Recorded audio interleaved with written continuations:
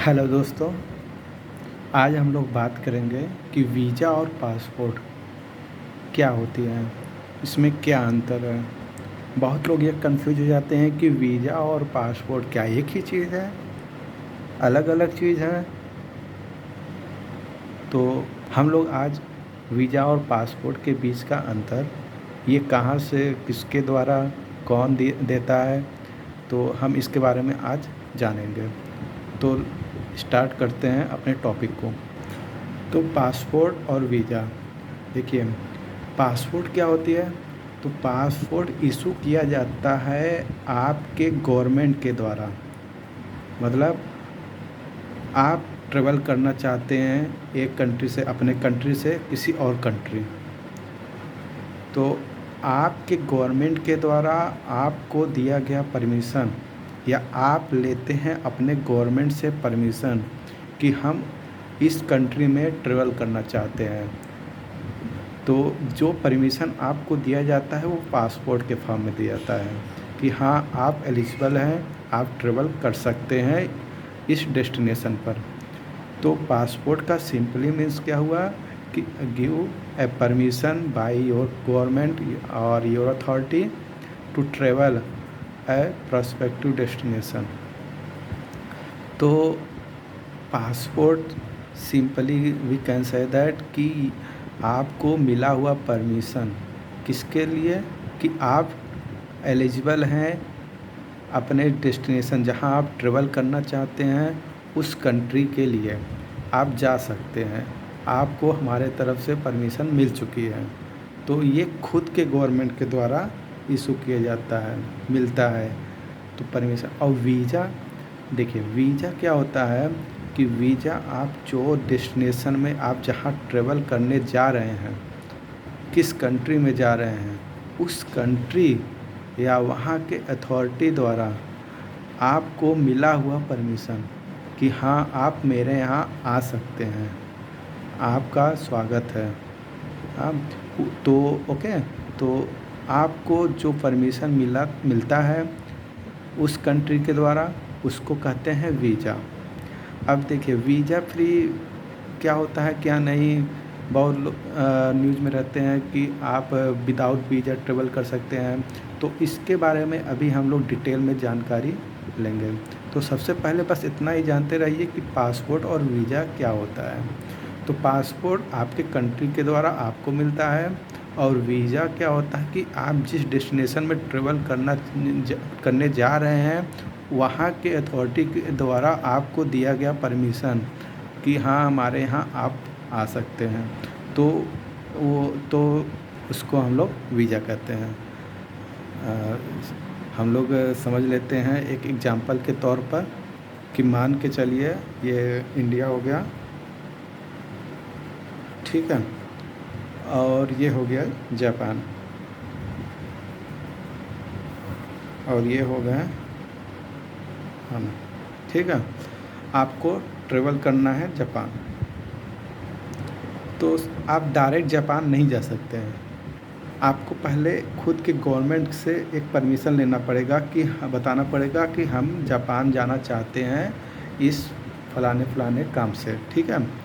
तो आपकी गवर्नमेंट आपको परमिशन देगी किसके फॉर्म में, पासपोर्ट के फॉर्म में, ठीक। अब आपको पासपोर्ट मिल गया, लेकिन अब पासपोर्ट लेकर आप जापान नहीं जा पाएंगे, आपको जापान के गवर्नमेंट से भी परमिशन मांगनी पड़ेगी।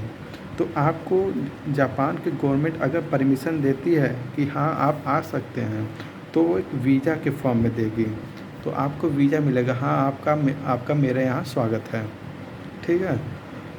तो ये हो गया पासपोर्ट और वीज़ा। होप आप समझ गए होंगे अच्छे से।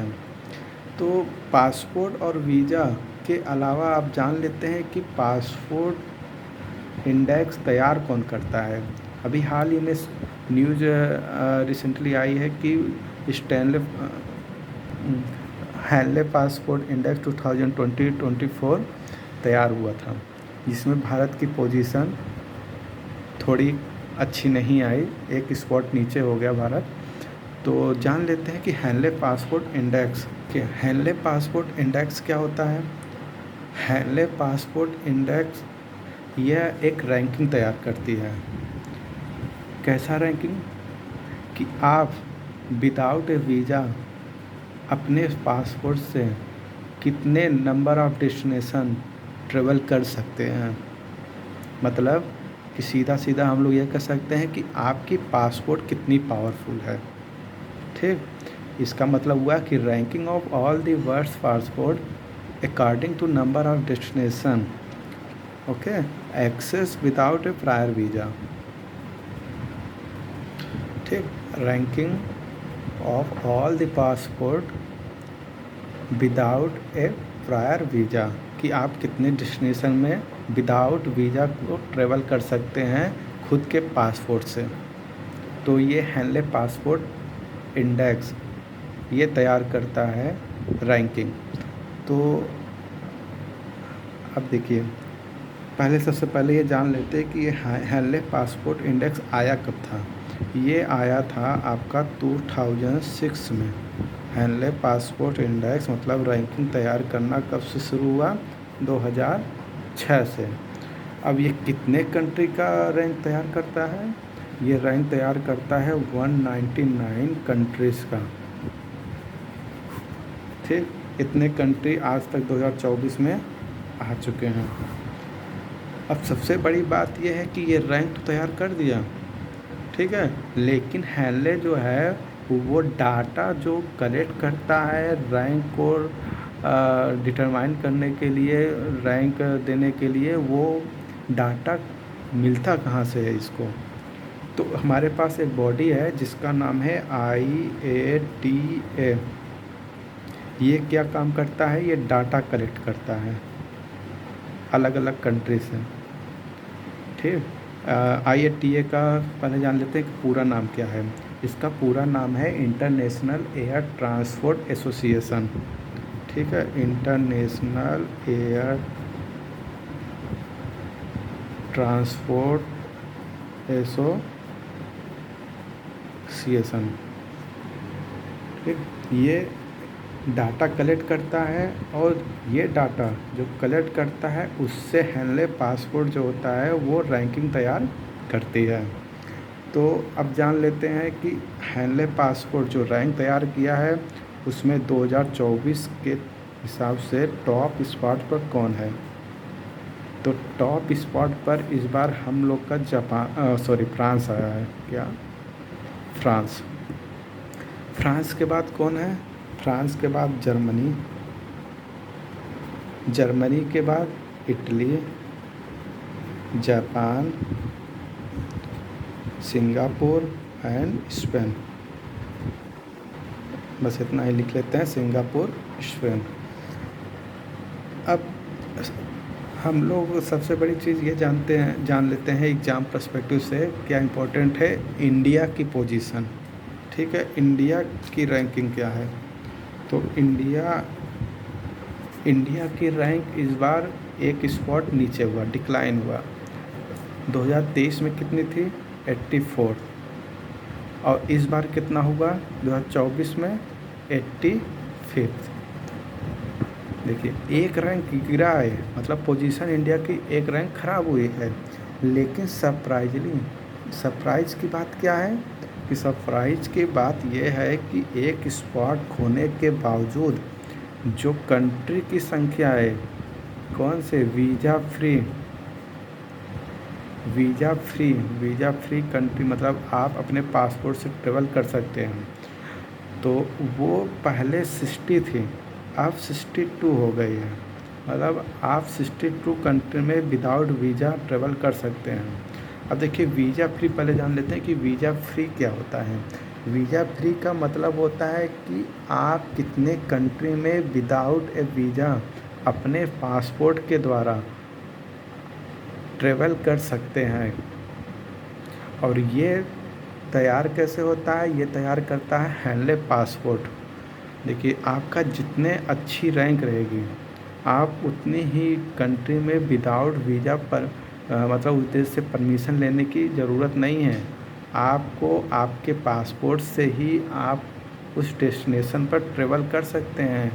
कि ये मतलब कि एक तरह से और कह सकते हैं कि वीज़ा फ्री आपके कंट्री की पासपोर्ट के पावर को बताता है कि आपकी कंट्री की पासपोर्ट की पावर क्या है। ठीक। अब इंडिया की रैंक 185th हुई, तो आप 62 कंट्री में विदाउट वीज़ा ट्रेवल कर सकते हैं। अब जैसे कि फ्रांस हो गया, उसका स्पॉट नंबर 1 है, तो 199 नहीं तो maximum number of countries they travel without visa.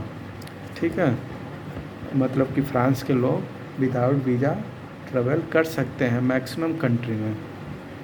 तो ये इंडिया की पोजीशन याद रखे रहिएगा कि इंडिया की पोजीशन 2024 में 85th है। ये कितने कंट्री में विदाउट वीज़ा ट्रेवल कर सकता है, 62।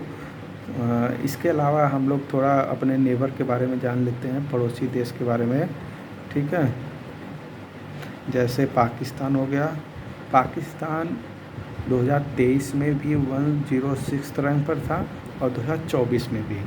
बांग्लादेश का एक स्पॉट डाउन हुआ, डिक्लाइन हुआ है। ठीक है, कितना ये था पहले 102 पर, और 2024 पर कितना आ गया, 2024 पर 101 पर आ गया। तो इतना सब हो गया। तो हमारे ख्याल से इसमें और कुछ तो ऐसा कुछ बचा नहीं है बताने के लिए कि पासपोर्ट आप जान गए हैं, वीज़ा जान गए हैं, हैंडले पासपोर्ट इंडेक्स क्या होता है, यह रैंक तैयार करता है। रैंक तैयार करने के लिए डाटा कहाँ से कलेक्ट करता है, ये एक बॉडी है जिसका नाम है IATA। वो डाटा कलेक्ट करता है।